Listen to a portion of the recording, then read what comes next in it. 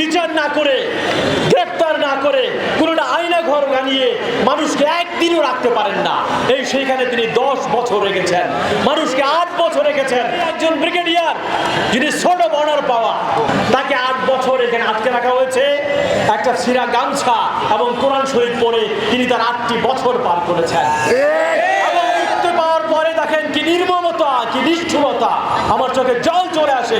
তিনি দেখেন তার স্ত্রী আরেকজনকে বিয়ে করে ফেলেছে। আমরা দেখেছি খালেদা জিয়াকে জেল দেওয়া হয়েছে, গ্রেফতার করা হয়েছে, হাসপাতালে নেওয়া হয়েছে। আমার তো মনে হয় আল্লাহ তাকে বাঁচিয়ে রেখেছেন এইটা দেখবার জন্য যেন শেখ হাসিনা পালিয়ে যায়। হত্যার কোনো ক্ষতিপূরণ হয় না, কিন্তু তবু যারা নিহত হয়েছেন তাদের শহীদ পরিবারকে আজীবন তাদের পরিবারকে ভাতা দিয়ে যেতে হবে। যে প্রফেসর ইউনূস, পুরো পৃথিবীর মানুষ তাকে সম্মান করে। এই শেখ হাসিনা থাকলে আর 1 মাসের মধ্যে প্রফেসর ইউনূসের স্থান হতো কারাগারে। এই বিচার যদি না হয়, বাংলাদেশে বিচার বলে কোনো শব্দ থাকবে না। ভাষাকে একটা প্রতীকে ধরে সমস্ত বাঙালিরা কিন্তু সেদিন ফুঁসে উঠেছিল। একইভাবে আমি মনে করি কোটা ছিল এবার আমার এই আন্দোলনের প্রতীক। আপনারা শুনলে অবাক হবেন যে 69-এর গণ অভ্যুত্থানের কথা আমরা বলি, সে 69-এর গণ অভ্যুত্থানের পুরো 1 বছরে মাত্র 61 জন মানুষ নিহত হয়েছিল। আর এই খুনি হাসিনা মাত্র 23 দিনে তার চেয়ে 10 গুণ বেশি মানুষকে হত্যা করেছে। 69-এর গণ অভ্যুত্থানের ফলে 10 বছরের সামরিক স্বৈরশাসক আইয়ুব খানের তক্ততায়ুষ জনগণের তোরে ভেসে গিয়েছিল। একইভাবে এবার ছাত্র জনতার গণ অভ্যুত্থানে এইরকম লৌহ মানবী বলে, আয়রন লেডি বলে সেই শেখ হাসিনা জনগণের রোষে পালিয়ে ত্রিপুরা দিয়ে ভারতে যেতে বাধ্য হয়েছে। এই যে জায়গায় দাঁড়িয়ে কথা বলছি, এবারে 2024-এর রক্তাক্ত সামাজিক গণ অভ্যুত্থানের সঙ্গে তার অনেক মিল আমি খুঁজে পাই। 52-র ভাষা আন্দোলন হয়েছিল ভাষার দাবিতে, কিন্তু ওই সময় মানুষ দেখেছে যে পাকিস্তান তৈরির মধ্যে 5 বছরের মধ্যেই এই পূর্ব পাকিস্তানের আমরা যারা বাঙালি ছিলাম, যারা নিম্নবিত্ত, মধ্যবিত্ত, উচ্চবিত্ত, তারা দেখেছি সমস্ত শোষণ করে নিচ্ছে পশ্চিম পাকিস্তান। একইভাবে সেই শোষণ এবং বঞ্চনার প্রতিবাদে ভাষাকে একটা প্রতীকে ধরে সমস্ত বাঙালিরা কিন্তু সেদিন ফুঁসে উঠেছিল। একইভাবে আমি মনে করি কোটা ছিল এবার আমার এই আন্দোলনের প্রতীক। কিন্তু 15 বছরের আওয়ামী দুঃশাসন, দ্রব্যমূল্যের বৃদ্ধি, 19 লক্ষ কোটি টাকা আমার আপনার টাকা বিদেশে পাচার করা হয়েছে। 3টা নির্বাচনের নামে এখানে প্রহসন হয়েছে।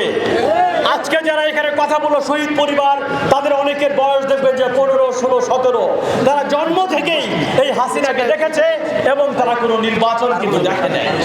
কাজে এই যে গুম, আমরা কর্নেল ভাইয়ের কথা শুনলাম, ক্যাপ্টেন ভাইয়ের কথা শুনলাম, পৃথিবীর কোনো আইন নাই আপনি বিচার না করে, গ্রেফতার না করে, কোনোটা আয়না ঘর বানিয়ে মানুষকে একদিনও রাখতে পারেন না। এই সেইখানে তিনি 10 বছর রেখেছেন, মানুষকে 8 বছর রেখেছেন। একজন ব্রিগেডিয়ার যিনি ছোট বর্ডার পাওয়া, ছোট বর্ডার হচ্ছে বিএমএ লং কোর্সে সেনাবাহিনীতে যিনি সমস্ত জায়গার মধ্যে ফার্স্ট অফ, তাকে বলা হয়, তাকে ছোট বর্ডার দেওয়া হয়। সেই যে ছোটার অর্ডার যিনি পেয়েছিলেন, তাকে 8 বছর এখানে আটকে রাখা হয়েছে। একটা ছিঁড়া গামছা এবং কোরআন শরীফ পড়ে তিনি তার 8টি বছর পার করেছেন।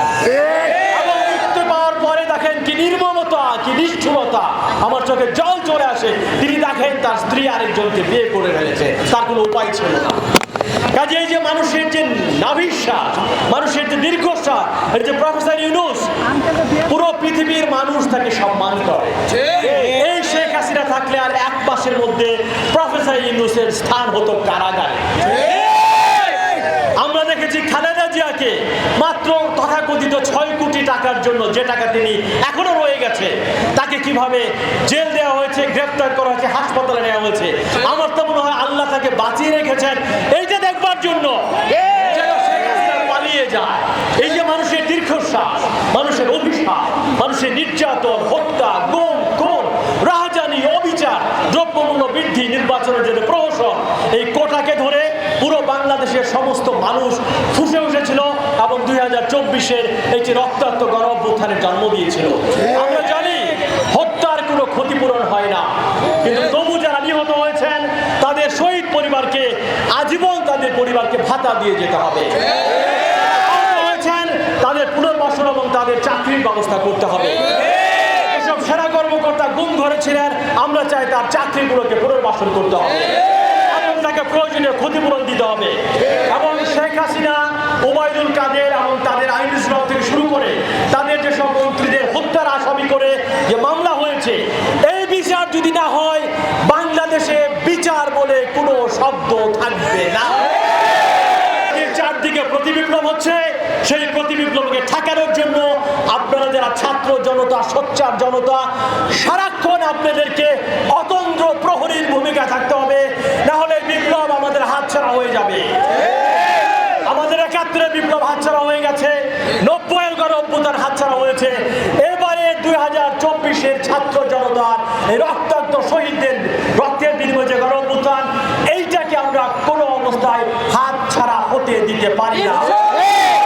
সেই কারণে আপনি সাংবাদিক হিসেবে, আপনি ছাত্র হিসেবে, আপনি জনতা হিসেবে, শহীদ পরিবার হিসেবে, আইনজীবী, চিকিৎসক, কবি, ভবঘুরে যে যার জায়গা থেকে আমাদের সারাক্ষণ জাগ্রত থাকতে হবে।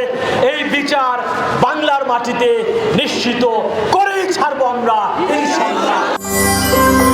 সত্য, বস্তুনিষ্ঠ ও নিরপেক্ষ দৈনিক জনবাণী।